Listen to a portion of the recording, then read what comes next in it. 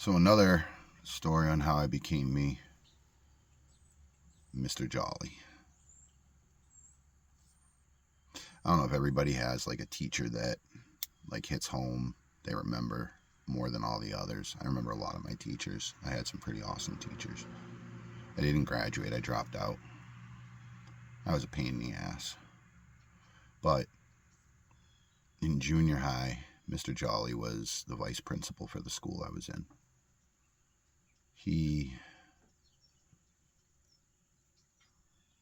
So my parents had gotten divorced when I was 11. And a year later, I wound up getting kicked out of regular public schools, and I went to like a school for troubled, hard cases. And honestly, it made me worse. It didn't make me better. There was barely any curriculum there. Teachers could go hands-on with you and restrain you. And, I mean, pop shoulders out of sockets, smash your face into the floor. All under the guise of protecting other students. And they did. They went hands-on quite a bit, and it made me even more aggressive and more likely to not respect them. But after a year in that school and getting in even more trouble there, somehow my mother, my amazing mother, got me back into public schools. And in the 7th grade, I started with Mr. Jolie. We butted heads. Obviously, I was a punk. I don't deny that. I was cocky, arrogant, and I mean, I was a kid that was going through some shit that he didn't understand. Going through puberty, going through like all the shit that kids go through. And a lot like my brother, Mr. Jolie matched my energy.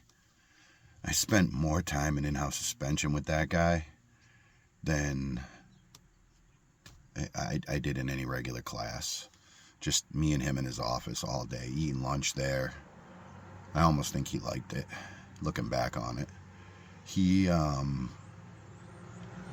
went hands-on with me a couple times because I put him in a position where he didn't have a choice. There's a lot of rumors that go around even today. I'm almost 50, and people still talk about shit that happened in junior high.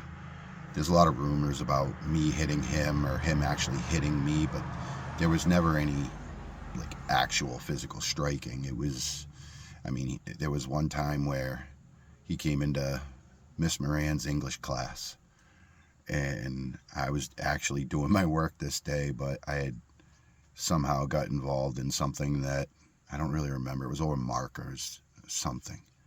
And he came in to get me out of the class to talk to me. And I remember looking at him and telling him no, I was doing my schoolwork. And he stayed calm, stayed patient, and he kept insisting, and I kept denying.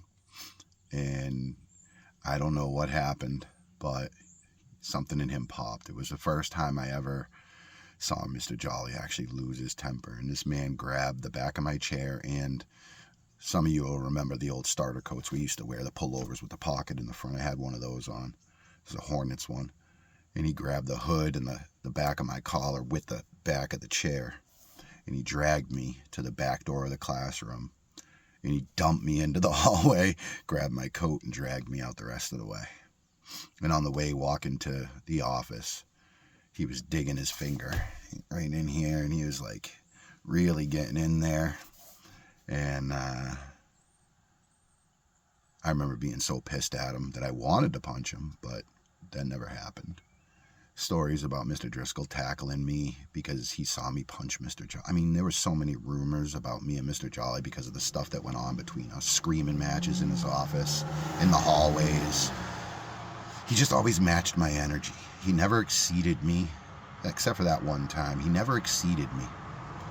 And I always saw him, a lot like my brother, I saw him as like a rival, somebody that I was in competition with. And I remember there was a couple times where I got put in his office, and he went around and collected all the schoolwork I was supposed to do for the day, any homework I hadn't done, which always was a lot. And he brought it into the office, and he put it down in front of me. And I remember there was a few times where, like, just to prove everybody wrong, I would blaze through it all, ace everything. And I remember Mr. Jolie looking at me and just knowing that there was a good kid in there, a smart fucking kid that could do everything that was being put in front of him and then some. And so they had divisions. It was like A's, B's, C's, and I think there was even D's. If there was D's, I was in D's, but I can't remember that exactly. But like A's were the really smart kids, the gifted kids, and they had these like they were doing algebra when other kids were still learning basic math, and they were doing physics and shit, like the real heavy shit. And then the B's were like the kids that were already doing like pre-college work in junior high. The C's were the kids that were like average, like the normal curriculum for most students. And then yeah, there was D's because that's where I was. D's was like fucking third grade shit, and I just floated through it, like, obviously. So I remember Mr. Jolie and my mom butted heads a lot. My mom was always thinking Mr. Jolie was out to get me, and she fought for me hard. She was always at my side defending me. I remember her and Mr. Jolie almost throwing hands a couple times. My mom was a beast. I mean, to raise the sons that she raised, she had to be. She was a strong, she's still here. I keep speaking about her in past tense. I'm sorry, Mom. But she's not as strong as she used to be. I wish she was. But back when I was a kid, my mom was an animal. And she wasn't afraid of anybody or anything. And I remember she grabbed Mr. Jolie by his tie one time. She lost her shit so bad. The day she found out that he put hands on me. I remember both of them, and I don't know why it came about, but both of them started advocating for me to go from the D's to the B's in the education curriculum. And they both knew that I could do the work. They just felt like I wasn't getting challenged. I wasn't doing what I was doing. And that would have worked out perfect for me, except I didn't get along with any of the kids. I got along with the troublemakers. I got along with the outcasts. I always did. I always have. I always will. Those are I like the people that people don't like. I don't know why. Those are the people I'm drawn to. It's just where I fit in. And I'm in one of these smart kids, and I remember we were in Mr. Buzzle's class. It was science, and we had to build these little motorized cars out of Legos, and whoever could move the most weight the furthest distance won this competition. And it was in that B group, and there was lab tables where you had two people sitting across from two people. And I remember you guys see me in my videos. My hands always go to my mouth. Like, I don't know why. Just force of habit. Been doing it since I was a kid. But I took a Lego and I put it up to my mouth. I didn't put it in my mouth. I put it up to my mouth while I was thinking. And a girl raised her hand and told Mr. Buzzle I was putting them in my mouth and spitting them out. I remember I was so pissed at this girl because Mr. Buzzle took me out of the class and wouldn't let me do that project. And from that day on, it was on. Like it was me against everybody.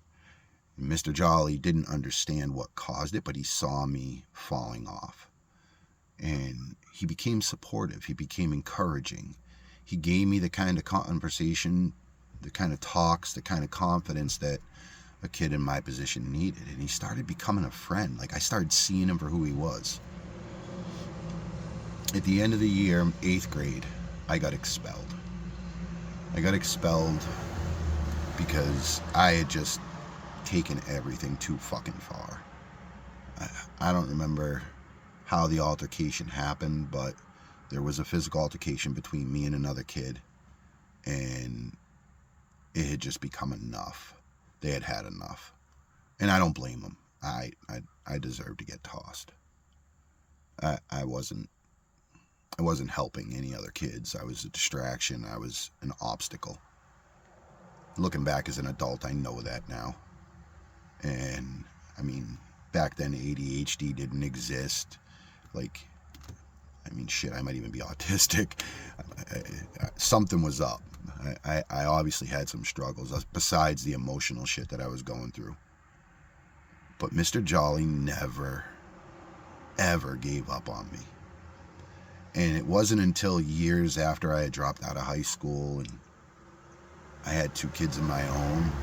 And I've always reflected on my life. Even when I was a kid, I always looked back and like remembered stuff and learned from it. And after school's over and I started having kids, I really thought about the male influences in my life. My dad was gone. He didn't really have any part in my life. He didn't teach me to be a man. My mom taught me everything I know about being a man, and my brother, who was in my previous video. But I started a business with my older brother, my younger brother. And we were at a home show set up. We had our booth set up. And I had to have been, I want to say I was 26, 27 years old. I got 3 kids now. Will was born. So yeah, I had 3 sons and my stepdaughter. Sorry, I had 4 kids. But our company was doing really well. We had this home show set up, and we were getting flooded with people coming in, potential clients, and people just interested in talking to us. And we looked like a force to be reckoned with. We had all our guys there wearing our company shirts. We looked like security. There was so many of us. We just brought everybody in, and we wanted to show people what they were going to get from us. We did great, but the moment that shined in that was as we're all standing there, me, my younger brother, family and friends that worked with us, a business partner, this woman who invested in us and believed in us and helped us grow. We're standing there and we're all feeling really good about where we're at. And Mr. Jolie walks around the corner. Now, I've seen a lot of teachers since school's been over. I've seen a lot of other kids that I went to school with, and you don't really remember them, you know? Like, some teachers vaguely remember you unless there's really something that stands out. And I've seen other students go see teachers, and the teachers are like, oh, yeah, I think I remember you. You know? I grew up in a small town, and that's what it was like. Mr. Jolie comes around the corner, and there I am, surrounded by friends and family and a business, and we're doing great. And he comes around the corner and he makes eye contact with me. And as soon as I saw him, I kind of like broke down a little bit. I hadn't really thought about him in a while. But as soon as I saw him, everything that man did for me came rushing back. Everything he put up with. The fact that he never gave up on me. He never quit. Even that expulsion wasn't him quitting. I mean, it was his job. He had to protect the other kids in the school. He didn't have a choice. I didn't give him a choice. If I could go back in time and smack the shit out of me at 13 years old, I would. And I'd tell me to listen to Mr. Jolie because he really gave a fuck. So he comes around the corner, we make eye contact, and there's no words exchanged. I didn't say anything, he didn't say anything. He walks up to me and he hugs me. His tears were welling up.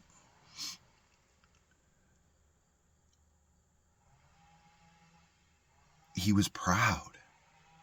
I wasn't in prison. I wasn't dead. I wasn't homeless on the side of the street. He was proud to see that I actually fucking got it together enough to get somewhere in life. My name blazed on all these shirts and on the signs, and I saw the pride and I felt the emotion. And his wife was with him, and I had never met his wife a day in my life. I honestly, as a kid, I couldn't even have told you he was married. He turns to his wife and says, "This is Jason." And even with my last name, she didn't even need to hear it. As soon as he said, "This is Jason," she knew who I was. And she's like, "Do you know how many sleepless nights you gave my husband? How many nights you kept him up? He took me home with him. He thought about me, he worried about me, and he was working to fix me. And I was too fucking stupid to take it." But in that moment where he came around the corner and he gave me that hug, I thanked him. And I meant it like a real, genuine thank you. Because I as a man, as a young man, I realized who he was in my life, what influence he had on me. That sometimes the hardest rocks are the ones you gotta crack. That's where the diamonds are. He tried to crack me and I didn't let him. I thought he was trying to break me, not open me. I've had a lot of amazing teachers. Mr. Jolie, when I was a kid, I wouldn't have told you he was a teacher. I would have said he was a vice principal. He didn't fit into the teacher realm. But that man taught me more than any teacher I ever had. He guided me, he educated me, and he gave me shit that stayed with me and will stay with me for the rest of my life. And God willing, I'll be passing that shit on to my own sons, to my daughter. And my kids are grown, most of them. I got an 11-year-old, but all my other kids are out of the house, living their own lives, and I feel like I did a pretty damn good job. But when you don't have a dad growing up and male role models come in, when a kid's lost and he's looking for that, they usually cling to it. And I think all the negative attention that Mr. Jolie gave me, I think the negative attention I was seeking from him. He never gave me negative attention. I want to change that.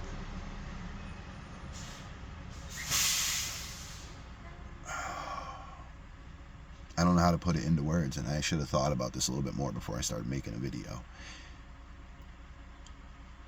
He matched my energy. It's the easiest way to say it. He never tried to overpower me. He just tried to meet me at my level, where I was. And then he tried to bring me back down and de-escalate it. And he did most of the time.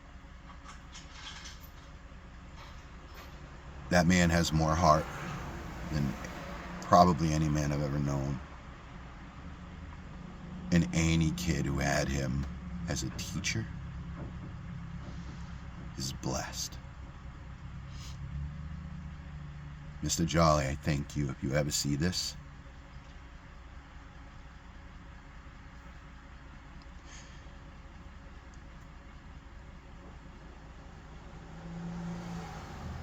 that broken little boy needed you, and you came through,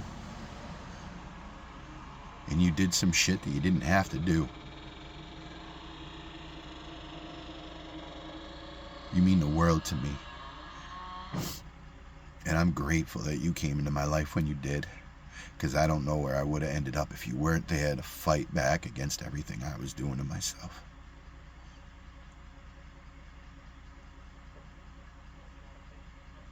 Thank you.